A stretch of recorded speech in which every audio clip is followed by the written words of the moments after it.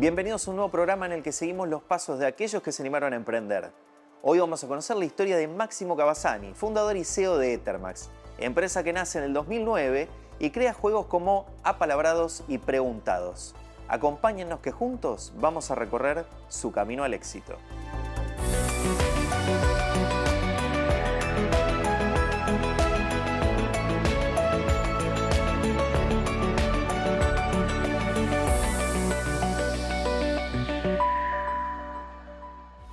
¿Qué querías ser vos cuando eras chico? Bueno, cuando era chico quería ser emprendedor y en particular emprendedor tecnológico.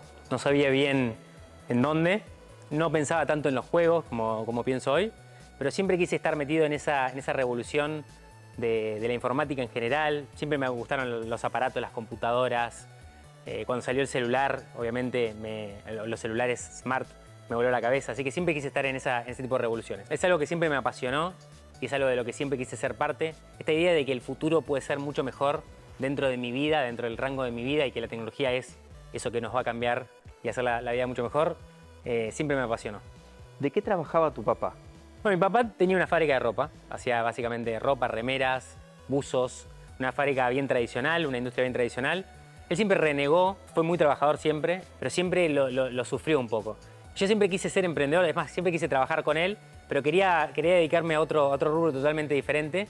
Así que bueno, traté de elegir el camino por otro lado. Los padres cuando emprenden o cuando tienen un negocio siempre están esperando que de alguna manera el hijo siga esa trayectoria. ¿Qué pasa cuando vos le decís, yo creo que quiero ir por otro lado? Bueno, al principio yo le decía que quería estudiar ingeniería informática, él me dijo que no estudie, que venga a trabajar con él, que él me iba a enseñar un montón de cosas. Y yo lo entendía, entiendo también lo que es el valor del trabajo y entiendo lo que es aprender a trabajar en el campo, digamos, o sea, en el campo en el que uno se desarrolla. Pero también creo en la educación y también creía en ese momento que aprender esta nueva ola de la informática, de la computación en general, me iba a servir un montón para abrirme la cabeza. Por ahí iba a terminar en otro lado, pero por lo menos quería ser parte de eso al principio. ¿Y vos estudiaste? Estudié ingeniería informática en el ITBA, que es una universidad de ingeniería que hay acá en Buenos Aires. Y bueno, la verdad que me encantó. A mí me gustó mucho la carrera que estudié. Cuando estabas estudiando ya empezaste a dar tus primeros pasos. ¿Qué fue lo primero que hiciste? Cuando empecé a estudiar siempre quise empezar a meterme en el mundo del trabajo desde el primer día. No era algo que al resto de mis compañeros les interesara tanto. De hecho, el emprendedurismo no estaba muy bien visto, por lo menos cuando yo empecé a estudiar. Era como algo, qué sé yo, pues, más alejado, menos de ingeniero también. Y empecé a hacer cualquier cosa que pudiese hacer para trabajar. Lo primero que hice fue trabajar para una persona que vendía páginas de internet, o sea, empresas que vendían yates y empresas que vendían propiedades. Y yo les hacía en PHP, que es un lenguaje web bastante tradicional, toda la parte de cómo hacer el sitio, y él vendía como la parte comercial y yo le hacía la parte tecnológica y trabajaba en mi casa. Y bueno, aprendí un montón de cosas ahí, cómo trabajar básicamente en la industria de la informática.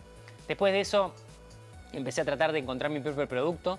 Hice un montón de cosas, me acuerdo, hasta una de las cosas que hice antes de que me funcionara fue una empresa llamada, un emprendimiento llamado tusemana.com, que lo que hacía era, vos le dabas tus credenciales de la facultad y te armaba como un Google Calendar antes de que existiera Google Calendar, donde te ponía todas tus materias y dónde tenías dónde se entraban en la semana, digamos, que era algo que muy difícil para un estudiante del ITBA, solo funcionaba para el ITBA en ese momento.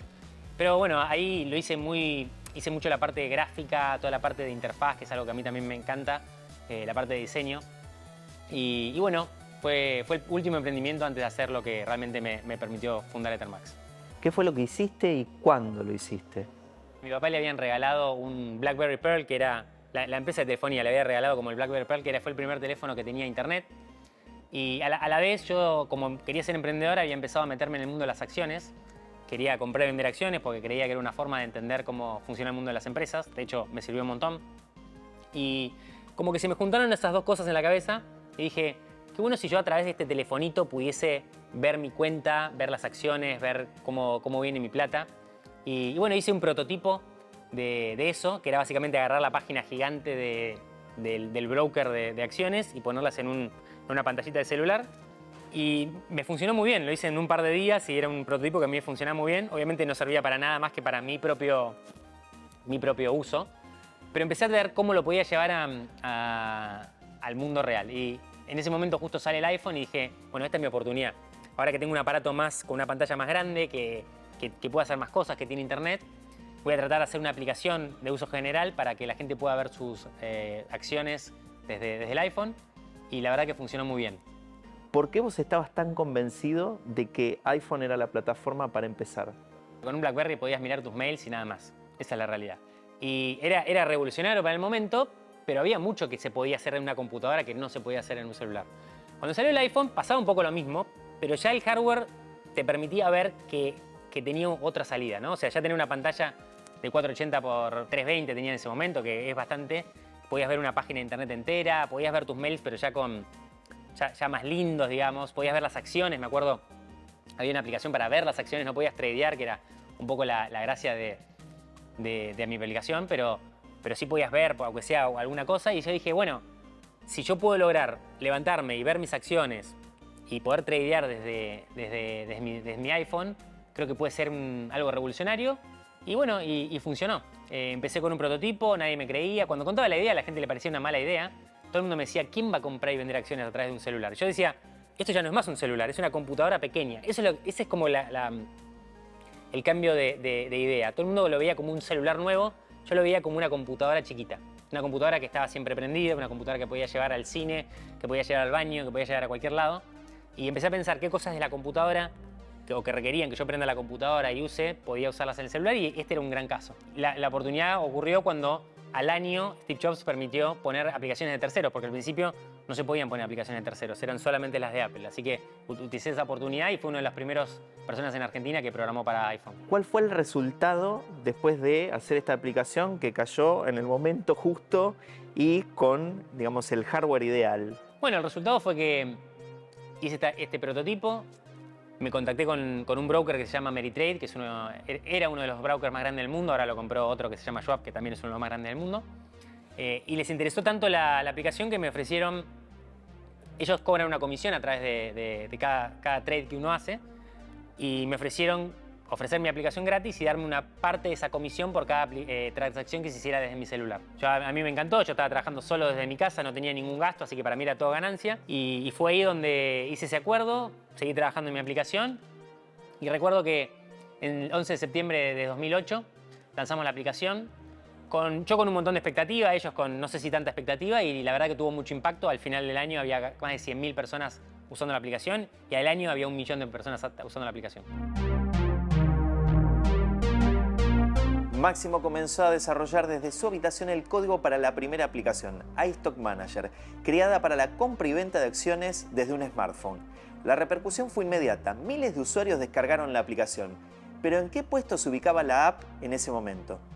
Había otras aplicaciones que tenían mucho más downloads que la mía, pero era un buen negocio porque como cada persona que la usaba manejaba plata y pagaba comisiones, había un negocio en tratar de agarrar esas comisiones y tratar de hacer que la transacción pasara por el teléfono. Si bien es verdad que después cuando quise hacer juegos, una de las cosas que pensé quería hacer algo más masivo, algo que fuese más masivo que la aplicación que estábamos haciendo.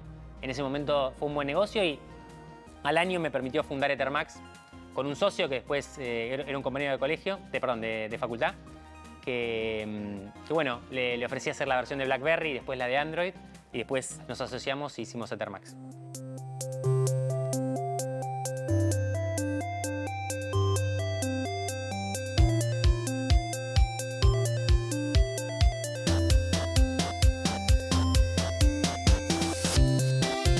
¿Por qué decidiste emprender? Quería emprender, no era un medio para un fin. En realidad, esa pequeña fortuna que me permitió fundar Ethermax fue mi medio para poder tener mi compañía. Siempre quise tener mi propia compañía, siempre quise tener una vaca lechera, digamos, que me diera de comer para poder hacerse más grande y ir comprando el campo, si buscamos esa analogía. Y bueno, fue iStock Manager lo que me permitió eso, tener mis primeros empleados, empezar a pensar en nuevos horizontes, empezar a crear equipos, empezar a aprender. Y bueno, así es como fundamos Ethermax y estuvimos unos años tratando de encontrar a ver cuál era la próxima cosa que íbamos a hacer mientras manteníamos nuestros productos de finanzas. ¿El nombre viene de dónde, Ethermax? Bueno, me acuerdo una profesora de la facultad había dicho que los nombres con X eran atractivos, entonces dije, bueno, mi nombre tiene X, así que cuando haga una empresa le voy a poner mi nombre.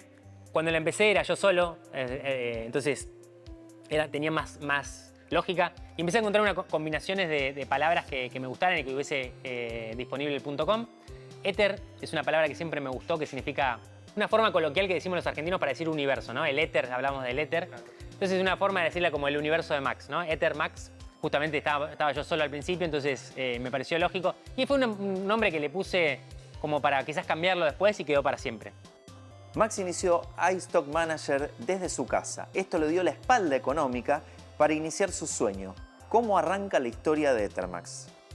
Bueno, cuando arrancó en realidad estaba en mi casa. Cada uno trabajaba de la casa y hacíamos entre mi socio y yo. Primero yo solo, después cuando lo agregué a mi socio, él hacía sus cosas de su casa y un día dijimos, bueno, no habíamos terminado la facultad, de hecho, nos faltaba un año, la terminamos. Y ahí fue donde dije, bueno, yo siempre tuve ganas de trabajar con mi papá. Evidentemente no voy a poder trabajar con mi papá, pero por lo menos puedo trabajar al lado de él. Le dije, ¿no me alquilás una oficinita? Somos 4, porque éramos nosotros 2 y habíamos contratado a 2 personas más.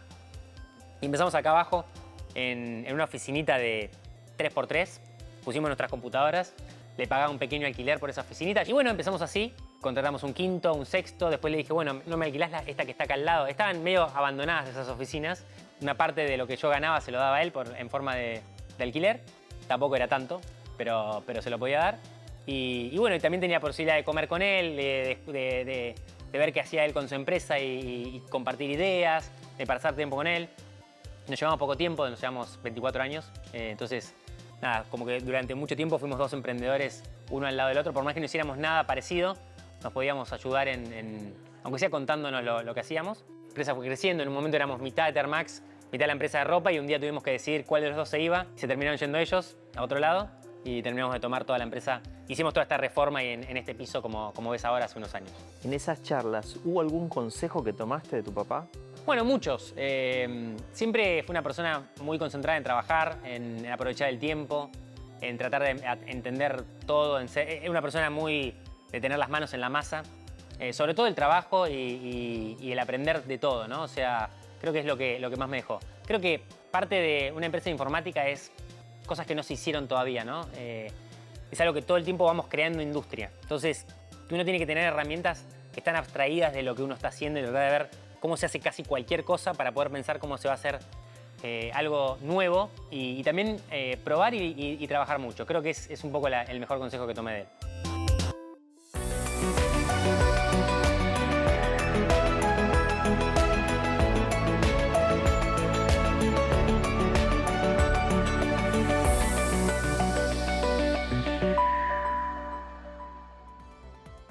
Hasta acá llegamos con esta primera parte de la historia de Máximo, desde la creación de iStock Manager hasta los inicios de Ethermax. Quédense con nosotros que hay mucho más por descubrir de esta historia.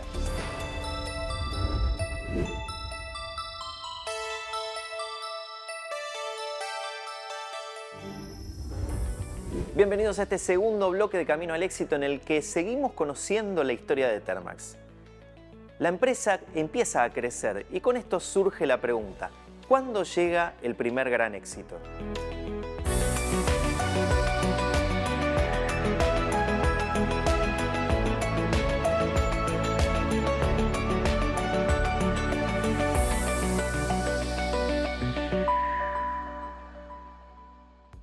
Bueno, primero vinieron algunos fracasos. Nosotros teníamos esta aplicación para vender acciones. Y mi idea, ¿cuál fue? Bueno, si ya le vendemos a uno de los brokers más grandes del mundo, se lo vamos a poder vender a un montón de otros. O vamos a poder hacer otro tipo de productos financieros. La verdad que nos fue difícil, los bancos no querían comprar cosas externas, todos querían hacerlo internamente. Probamos haciendo un simulador de finanzas, pero bueno, tenía el problema de que el mercado era más chiquito porque había poca gente que quería hacer eso y tampoco había un negocio tan establecido como había en el de las acciones. Así que durante 2 años estuvimos probando diferentes cosas hasta que en un momento, como te digo, pensé, lo que necesitamos es volumen y hay 2 cosas que están funcionando en el mundo, los juegos y las redes sociales. Y traté de pensar qué tipo de producto era fácil de hacer para nosotros, se pareciera a un juego o a una red social. Y de todas esas cosas que pensé que podían funcionar, pensamos también que tenía que ser algo en español, me parecía inteligente porque había muchas cosas en inglés pero no había nada en español. Y después dije, en vez de español podría ser cualquier idioma o que sea multidioma, aunque nos concentremos en español. Traté de hacer algo que no tuviese tanto dibujantes o animaciones porque éramos una empresa más de finanzas. Y bueno, hicimos este Frankenstein conocido como Apalabrados, que es un juego, pero también es una red social, que se puede jugar en muchos idiomas, que está basado en el clásico juego de Scrabble, pero que se juega de otra manera, con un chat, con una fuerte impronta social. Y bueno, lo lanzamos así al mundo, fue nuestro primer juego. Y funcionó muy bien, la verdad. Se convirtió rápidamente en España en uno de los juegos más jugados de la historia. En un momento estuvo instalado en 1 de cada 2 teléfonos en España. Fue una revolución muy grande ahí. Y bueno, nos terminó de consolidar como empresa de juegos.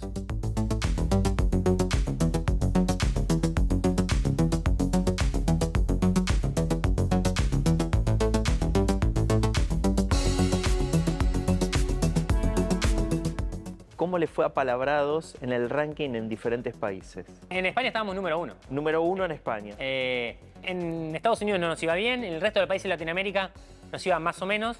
En Francia nos fue un poquito bien, pero en España realmente era distintivo, ¿no? O sea, hasta el día de hoy España recuerda a Apalabrados como uno de los éxitos más grandes de su historia en términos de apps. De hecho, hasta el día de hoy es uno de los juegos más jugados. Es el juego más jugado en personas de más de 60 años. Así que bueno, marcó la cancha muy fuerte. Y para nosotros también marcó una idea de que se podía hacer algo de impacto incluso fuera de nuestro país. ¿Cuál crees que fue el secreto o la razón por la cual la gente adoptó tan rápido Apalabrados? Se adaptó mucho a los tiempos de ese momento, ¿no? Era un juego que se jugaba sincrónicamente, no necesitabas demasiado internet para poder jugar, podías contestar y con algunos bytes de ida y vuelta funcionaba. Tenía un chat, que era algo que la gente usaba mucho en ese momento, y te permitía... Era un juego de palabras aparte, en donde las palabras te permitían empezar conversaciones o generar nuevas amistades. Se conectaba con Facebook también, y entonces te permitía tomar tus amigos de Facebook, jugar contra ellos, empezar muchos juegos. Bueno, un montón de cosas que tenían mucho que ver con la época. Y también la posibilidad de poder jugar en español, ¿no? Que creo que era clave. Entonces, unirte con gente de tu mismo idioma, de tu misma cultura, creo que hizo que pegue muy fuerte. ¿Y cómo siguieron después de dejar la vara tan alta con Apalabrados? Después de hacer tu primer juego que te vaya tan bien, pensás que todo lo que vas a hacer te va a ir bien, ¿no? De hecho, hicimos el segundo juego que se llamó Mezcladitos, que era como una vuelta de rosca de Apalabrados con alguna otra forma de juego. Era más parecido a un Boggle, en donde uno tenía que encontrar palabras en 2 minutos. Y la verdad que no nos fue tan bien. Fue como quizás una segunda versión de un juego donde no te fue tan bien, pero estuvo bastante bien, como segundo intento, digamos. Después de eso quisimos elevar más la vara, hicimos un juego que se llama Bingo Crack. Dijimos, bueno, vamos a un juego que tenga más mercado, que se puedan vender más cosas. Veíamos que algunos bingos estaban funcionando. Pensamos en hacer un bingo más del estilo español, que es diferente al bingo que se juega en Estados Unidos, que es cuadrado. El bingo español o el argentino también es más apaisado por 3 líneas. Y la verdad que nos fue mal, no nos fue tan bien como los primeros 2 juegos. Le pusimos un montón de cosas nuevas, le pusimos un personaje, que la primera vez que poníamos un personaje tenía mejor tecnología, tenía mejores colores, mejor diseño, mejor todo. Pero a veces hacer las cosas bien no te garantiza un éxito, y eso es una de las primeras cosas que aprendimos. Tuvimos 2 años haciendo estos 2 juegos, aprendimos que tampoco era soplar y hacer botellas. ¿Cómo estaban cuando llega Preguntados? Cuando hicimos Preguntados éramos alrededor de 40 personas. Ya habíamos tomado una parte importante de la oficina, no sé, serán 100 metros cuadrados. ¿Tu papá seguía todavía? Mi papá seguía acá, siguió durante un tiempo también. Pensamos en hacer un juego que tomara lo bueno de Apalabrados y tratara de encontrar una vuelta de tuerca, pero profunda, sobre lo que había funcionado en Apalabrados, ¿no? Entonces pensamos en la trivia. Nuestra idea era poder conquistar Latinoamérica, y pensamos un juego más simple de pensar, pero con más profundo, porque la trivia casi no necesita aprender a usarla, ¿no? Como que uno te da una pregunta, 4 respuestas y ya está, ya sabes qué tenés que hacer, tenés que responder la correcta. Pero tenía temas culturales, ¿no? Digamos, siempre pensamos en la trivia como algo que es local. A mí me gusta que me hagan preguntas de las cosas que me importan a mí, de mis estrellas de cine, de mis calles, de mi geografía, de las cosas que me son cercanas. Y nos dimos cuenta que era muy fácil hacer un juego de trivia para un programa de televisión, porque era pensar 100 preguntas y listo, ya tenías el programa de televisión. Pero para hacer un juego real había que tener miles de preguntas, y miles de preguntas por país, y eso requería una solución de ingeniería, que para lo que éramos muy buenos, ¿no? Pensamos ahí la fábrica de preguntas, que lo que hacía básicamente es recibir preguntas de los usuarios y utilizar a los mismos usuarios para filtrar esas preguntas. Entonces, de alguna manera, hicimos como una máquina de generar preguntas de calidad y se lo pusimos a un juego tipo apalabrados, pero con todo lo que habíamos aprendido de personajes, de mejoras visuales, mejoras de UI y un montón de otras cosas. Y toda esa combinación de la fábrica de preguntas con esta experiencia haciendo aplicaciones sociales, porque tenía un chat, tenía muchas de las cosas que habíamos hecho en los otros juegos, dio un producto realmente muy potente y con mucho impacto. También le pusimos mucho empeño a todo. O sea, siempre digo que para el icono hicimos 2000 versiones. O sea, era que esté perfecto, que esté a la cantidad de colores, que tenga la cantidad de gajos para que signifique algo, que todo significara algo en la mente, que tuviera la mínima cantidad de pantallas, que todo fuese eficiente. Bueno, todo lo pensamos muy bien. Creo que dio sus frutos. Lanzamos a fines de 2013, en octubre de 2013 lanzamos Preguntados.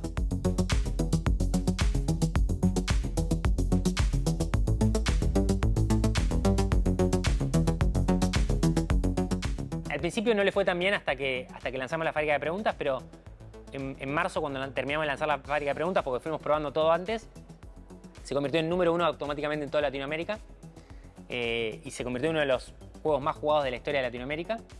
Y seguimos trabajando, seguimos encontrando qué cosas funcionaban bien y qué cosas funcionaban mal, porque ahora nos habíamos de vuelta emocionado con estar número 1 en el mercado más grande que era Estados Unidos. Y empezamos a encontrar cosas en las preguntas, como por ejemplo, cosas culturales. Estaban escritas en metros en vez de en yardas o en pulgadas. Había muchas preguntas de fútbol, soccer, como le dicen ellos, y no del fútbol que les gustaba a ellos. Bueno, pequeñas cosas que hacían que la experiencia no fuera plena. Las fuimos puliendo punto por punto y hacia finales de octubre empezó a crecer y estuvo número 1 66 días, todo diciembre y todo enero. Que fue, hasta el día de hoy es el récord de estar número 1 para un juego en Estados Unidos, que es el mercado más difícil del mundo. Y durante 2015 fue el juego más bajado del App Store. Así que bueno, fue realmente un éxito. ¿Cómo se sigue después de tanto éxito y tanta repercusión? Bueno, creo que ayudó un poco haber tenido algunos éxitos antes, que quedan chicos al lado de este, por supuesto, pero que fueron grandes en su momento. Y me ayudaron a mí por lo menos a pensar en lo que es tener éxito y qué quiere hacer uno después, e incluso los fracasos que vienen en el medio, ¿no? Y cuando digo fracaso me refiero a momentos de altos y bajos. Nada es un fracaso en el fondo si uno lo capitaliza, pero sí es verdad que hay momentos altos y momentos bajos en la vida de un emprendedor.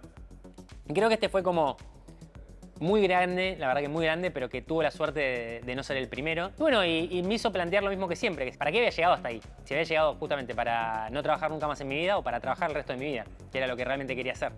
Y bueno, pasamos de una empresa de 40 personas a 60, 80, 100, 200, 300. De ser una empresa pasamos a ser varias empresas haciendo diferentes cosas. Hicimos muchos juegos más.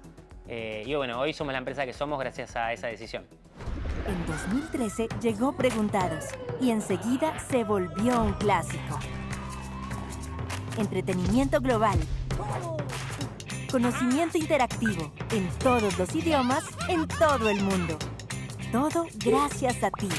La repercusión de Preguntados fue masiva, alcanzó millones de descargas y se convirtió en el juego de trivia más importante a nivel global. ¿Cómo siguió Máximo con la empresa después de este gran éxito? De Preguntados salió mucho crecimiento. De hecho, todo esto que ves ahora ocurrió después de Preguntados. Tomamos toda la oficina esta, la hicimos propia, nos fuimos a Uruguay, nos fuimos a otros países, empezamos a invertir en otras empresas, crear juegos nuevos, crear aplicaciones nuevas. Mucho prueba y error también. Después de Preguntados hicimos una aplicación que ahora estamos retomando, se llama Reinos Preguntados, que les permitía extender la experiencia de Preguntados a diferentes temas, que permitía generar comunidades. Hicimos 1000 versiones de Preguntados, hicimos juegos en 3D, juegos en 2D. Empezamos a experimentar posteriormente con realidad virtual en 2018 y hoy somos muy fuertes en realidad virtual. Tenemos una empresa también que salió de nosotros que se llama Extreme, que hace tecnología para mostrar publicidad en juegos. Hicimos una empresa de Brand Gamification que le ayuda a otras empresas a gamificar sus experiencias, si querés. A cualquier empresa que quiera de alguna manera hacer un juego o algo como un juego para una campaña publicitaria o cualquier tipo de acción que quiera hacer, bueno, estamos ahí para ellos. Bueno, con mucho aprendizaje abrimos una empresa en Berlín y bueno, seguimos con mucho prueba de error creciendo a la empresa que somos hoy. ¿Cuáles son los planes a futuro? Siempre creímos en Ethermax, en la educación, autoeducación y en mejora continua y en las nuevas tecnologías. Una de las tecnologías en la que creemos mucho es la que creemos que va a ir reemplazando poco a poco el celular, que es la de realidad extendida, si querés. Hoy es realidad virtual, pero de a poco va a ser cada vez más una mezcla entre lo que vemos y una realidad impuesta sobre lo que vemos. Hoy son cascos pesados, pero ya empezamos a ver estos anteojos que empiezan a tener pantallas, como los que acaba de sacar Meta y los que va a seguir sacando cada vez más potentes. Las interfaces son por ahí no tan precisas, pero ya están empezando a aparecer estos aparatos que te miden los impulsos de la mano, entonces vos podés hacer pequeños gestos para que empiecen a funcionar o a manejar las interfaces. Entonces empezamos a trabajar en esas nuevas tecnologías. Este año, por ejemplo, lanzamos 3 juegos de realidad virtual, 2 de los cuales son grandes éxitos. Uno está en el top 50 en Meta en este momento, el otro está recién lanzado, pero realmente va en top de estar también. Entonces, reinvertimos constantemente en pensar cuáles van a ser las experiencias del futuro para poder ser nosotros quienes estamos ahí y reinventarnos a nosotros mismos.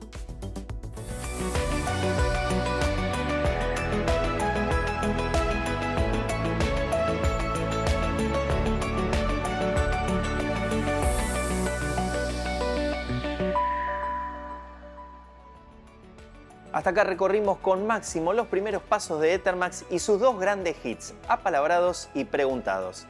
Quédense con nosotros que hay mucho más por descubrir de su historia.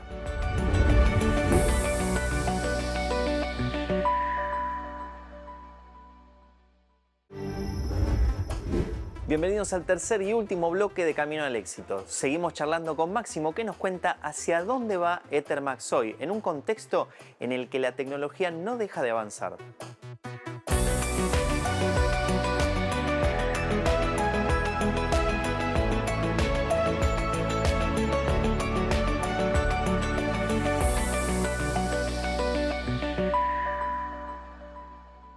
Yo creo que hay 2 grandes caminos que va a tomar la tecnología en los próximos años.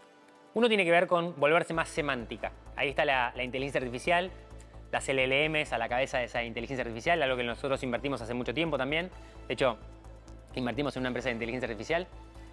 Y eso tiene que ver con que la computadora sea cada vez más fácil de usar para un ser humano sin entrenamiento, ¿no? Antes uno tenía que saber cómo usar cada cosa, hoy directamente le escribe a ChatGPT o a cualquiera de esas IAs lo que quiere y eso le devuelve un resultado, y de a poco esa interfaz va a ser cada vez más integrada y va a aparecer una persona que está ahí tratando de entender lo que quiero y produciendo lo que yo quiero producir. Entonces, todo lo que tiene que ver con IA es una gran vertical en la que trabajamos también. Pensá que nosotros tenemos un montón de cosas que tienen que ver con texto y con entender temas y con dividir esos temas en fragmentos, y para eso la IA nos sirve un montón.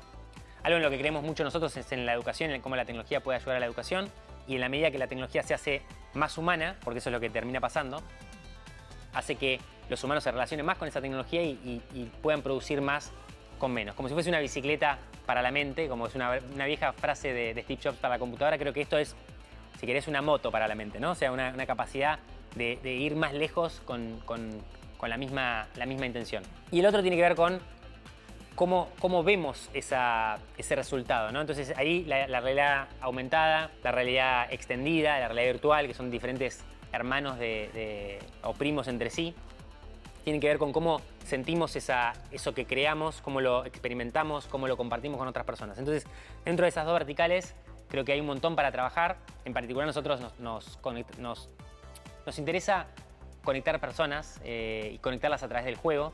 Y creo que son 2 tecnologías muy, muy potentes para poder hacerlo, pero de vuelta, hay que pensar cómo, ¿no? No es que solo porque uno esté pensando cómo va a ser en algún momento eso ocurre de la nada, sino que los emprendedores son quienes agarran estas tecnologías y las aplican para poder generar resultados. De los proyectos que tenés en desarrollo, ¿cuál es el que más te emociona y cuánta gente hay trabajando en este proyecto? El que más me emociona, le decimos Trivia X, que es una parte de Preguntados, que lo que te permite es decir, le das un tema cualquiera, no sé, paleolítico y neolítico, y te genera una trivia automáticamente con preguntas interesantes generadas con inteligencia artificial y con data que tenemos nosotros de base de datos propias, y te permite ponerle imágenes, ponerle videos y generar una experiencia interactiva muy rápidamente. O sea, en 30 segundos uno puede generar una experiencia interactiva y después agarrar esas experiencias y publicarlas como si fuese un store en donde todos pueden jugar o ya sea asincrónicamente, como cuando uno ve un TikTok o una historia de Instagram, o en forma de vivos, en donde uno puede invitar a 2 o 2000 personas a jugar esa experiencia que acabo de crear y de una manera promover el conocimiento y promover el conectarse con otras personas a través de ese conocimiento. Entonces, creemos que es una herramienta que trae todo lo bueno de las redes sociales, que es esta forma de conectarse rápida y atractiva, sin lo malo de las redes sociales, que es de alguna forma el doom scrolling o la idea de que las redes sociales me van como haciendo no pensar, porque lo que tiene la trivia en contraposición a las redes sociales es que te hacen pensar, porque cuando uno tiene que responder algo, a uno le desafía el cerebro y tiene que pensar en qué responder y eso ayuda a entrenar el cerebro. Entonces, tratamos de tomar lo bueno de las nuevas tecnologías, lo que atrae, lo que le gusta a los chicos, a los grandes también, porque la verdad que estamos todos detrás de las redes sociales, y aplicarlo de alguna manera productiva, rápida, eficiente y atractiva en tratar de promover el conocimiento. Así que TriviaX es de las cosas que más me emocionan. Hay no menos de 100 personas trabajando en ese proyecto en este momento, ya sea haciendo la parte de creación o tratando de integrarlo en preguntados o haciendo la parte de que esté en web, que esté en diferentes aplicaciones, cómo lo vamos a aplicar en los colegios, cómo lo vamos a aplicar en las empresas, cómo lo vamos a aplicar en el día a día de los chicos y grandes, porque no es una tecnología solo para chicos, pero con el fin de utilizar todas estas herramientas nuevas que tenemos para desarrollar el cerebro en vez de atrofiarlo. Ethermax es una empresa que siempre trabajó de manera presencial, pero llegó una pandemia que cambió las reglas de juego para todos. ¿Esto los perjudicó o los ayudó? Es difícil saber si nos perjudicó o nos ayudó. Nos cambió mucho la forma en la que trabajamos, nos hizo pensar en nuevas formas. Hubo muchos desafíos en su momento. Creo que encontramos una forma de trabajo en la pandemia. También cuando terminó la pandemia dejó como un vacío porque la gente estaba acostumbrada a cierto trabajo. Y la verdad que el trabajar en una empresa como la nuestra, trabajar uno al lado del otro, da un montón de valor. Entonces tuvimos que encontrar primero una forma de trabajar, después en la pandemia una segunda forma de trabajar y después de la pandemia una tercera forma de trabajar. Tuvimos la capacidad de reaccionar rápido. También un momento en donde hubo una demanda enorme de programadores, después una caída de esa demanda y ahora hay como una estabilización. Creo que también ayudó a que la gente entendiera lo importante de seguir educándose y seguir trabajando por el mañana y por el futuro de la tecnología. Así que no te podría decir si nos ayudó o nos perjudicó, pero sí que nos hizo replantearnos un montón. ¿Cuál fue desde que empezaste el momento más difícil de Ethermax? Creo que el momento más difícil de Ethermax fue al principio, cuando uno no sabe qué va a deparar el mañana, ¿no? Creo que hoy somos una empresa establecida y podemos darnos el lujo por ahí de hacer 10 cosas y que funcione una sola. Creo que al principio cuando uno está empezando y tiene menos experiencia y no sabe si en algún momento va a funcionar algo, creo que ese momento fue más difícil. Hoy, si bien fallamos un montón, fallamos más que nunca porque somos un montón, creo que ya tenemos la capacidad de saber que tarde o temprano vamos a encontrar el continente si seguimos navegando y eso nos da otro tipo de fuerza para trabajar día a día, por lo menos a mí, y me permite transmitirlo al resto de las personas. Así que te diría que el principio de un emprendedor es el más difícil. Por eso siempre digo que emprender es muy difícil y siempre que un emprendedor exitoso o no exitoso se propone emprender con todo lo bueno que le da a la sociedad, soy el primero que me saco el sombrero y el primero que sé que el esfuerzo que está haciendo por no quedarse en la comodidad de hacer lo que ya está establecido. ¿Y cuál fue el mejor momento? El momento en donde llegamos a número 1 en Estados Unidos y nos mantuvimos ahí 66 días.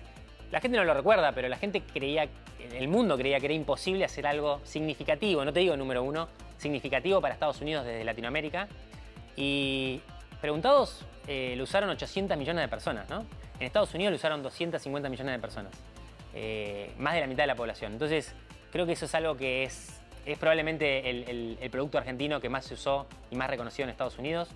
Y creo que eso es algo que es difícil de superar, ojalá lo haga en algún momento, pero sí creo que es el punto más importante y más significativo de la empresa. ¿Qué sentís cuando mirás hacia atrás y ves la cantidad de gente que se entretiene con lo que vos hiciste? La verdad que siento una sensación de mucha felicidad. No sé si la palabra es orgullo o qué, pero sí siento mucha felicidad. Siento que es algo que valió la pena el esfuerzo. Es que fue mucho el esfuerzo, o sea, es algo que yo siempre cuento que cuando me hacen una entrevista cuento todo lo bueno que me fue pasando y nunca todo lo malo que pasó en el medio. Nunca cuento los 100 juegos que no funcionaron, por más que lo diga. Y lleva esfuerzo, lleva a replantearse las cosas, lleva a encontrar nuevas formas de trabajo, replantearse uno mismo, que es lo que tiene que cambiar, aprender cosas nuevas, aprender de los demás, formar equipos, destruir esos equipos y formarlos de nuevo, porque a veces significa eso.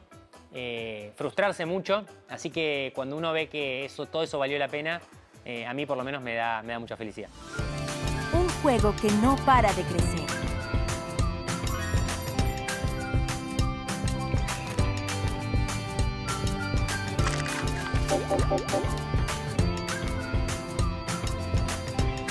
¿Cómo es emprender en Argentina? Emprender es muy difícil en general. Y en Argentina es también muy difícil. Pero creo que tenemos un gen emprendedor.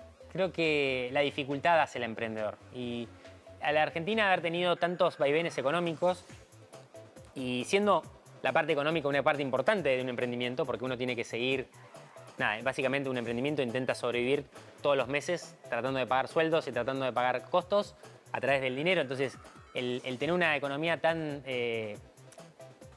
con tantos vaivenes hace que el emprendedor argentino ya se piense global, ya se piense con las dificultades desde que empieza, ya sepa que tarde o temprano le va a venir la noche y va a tener que estar preparado para eso.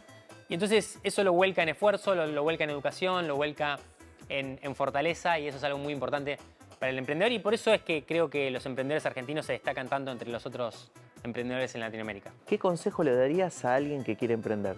Yo creo que lo más importante para emprender es emprender. Parece una obviedad, pero la mayor parte de la gente que quiere emprender siempre piensa: nunca es la idea correcta, nunca es el momento correcto, nunca es el momento para dejar mi trabajo, nunca es el momento para estudiar y emprender. Yo creo que si uno empieza a emprender desde que puede, sabiendo que va a fallar, es el mejor consejo que les puedo dar, porque no hay buena forma de aprender a emprender más que haciéndolo. Cuando uno aprende emprendiendo, lo que le pasa es que aprende las cosas que hace mal, las cosas que había pensado mal.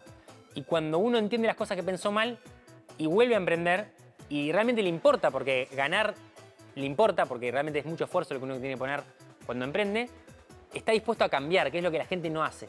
Entonces, el emprender hace que la razón para cambiar sea muy fuerte. Y cuando uno cambia, vuelven a pasar, pero cosas diferentes. Entonces, aprende esas cosas diferentes y vuelve a cambiar. Y vuelve a emprender. Y vuelve a cambiar. Y tarde o temprano uno se vuelve mucho mejor que otro en algún ámbito. Siempre digo que emprender es agarrar algo que hace la humanidad y tratar de hacerlo de manera más eficiente. O sea, o más barata, o mejor con el mismo precio, o más adaptada a un nicho. Y para eso tiene que entender por qué el resto de las personas no lo pudieron hacer de esa manera y cómo lo podría yo hacer en el futuro. Y siempre parte de una idea de: pero esto es facilísimo. Pero acá está todo mal. Y cuando uno lo va a hacer se da cuenta que no era tan fácil, pero tampoco imposible. Entonces, cuando uno empieza, es la mejor lección que uno puede hacer, y cuanto uno antes lo hace, más tiempo tiene para equivocarse y poder tener éxito en el futuro. ¿Qué es el éxito para vos? Yo creo que definir el éxito es como definir la felicidad. Hay una diferencia entre el éxito momentáneo y el éxito en la vida, como pasa con la felicidad. El éxito en el fondo es proponerse cosas y lograrlas, y que esas cosas sean cada vez más ambiciosas. Entonces sí depende mucho de qué definió uno como éxito inicialmente, de cuál es la ambición. Cuando uno ve a otra persona, también hay gente que se considera que otra persona es exitosa, y quizás esa misma persona no se considera exitosa. Y también cuando uno encuentra el éxito, automáticamente piensa en qué viene después, entonces ese éxito es momentáneo. Entonces yo creo que el éxito es una búsqueda constante y tiene que ver más con la ambición que uno tiene de lograr cosas, y con el resultado de esa ambición. Y a largo plazo, como pasa con la felicidad, tiene más que ver con haber hecho las cosas que uno tenía ganas de hacer y haber tratado, y que algunas de esas cosas ya han funcionado. Por otro lado, hay éxito económico, hay éxito objetivo. No sé, el éxito en un ranking es quizás más objetivo, y uno va encontrando esos desafíos y trata de quedarse con eso, que es lo que hace que uno se enamore de la idea de éxito a futuro, que es al final lo que realmente le da algo por lo que seguir. Para mí el éxito es haber podido tener la empresa que yo siempre quise tener de informática, poder levantarme todos los lunes a la mañana con ganas de venir acá, saber que mi destino no está escrito, que me puede ir mal, y eso es parte de la emoción de lo que hago, pero que también me puede ir bien en algo nuevo que quizás hoy ni siquiera entienda, pero que voy a ir descubriendo a lo largo de los años, y saber que lo voy a tener para toda la vida, o por lo menos que tengo la capacidad de hacerlo para toda la vida, y que cada año que pase voy a tener más herramientas para poder lograrlo.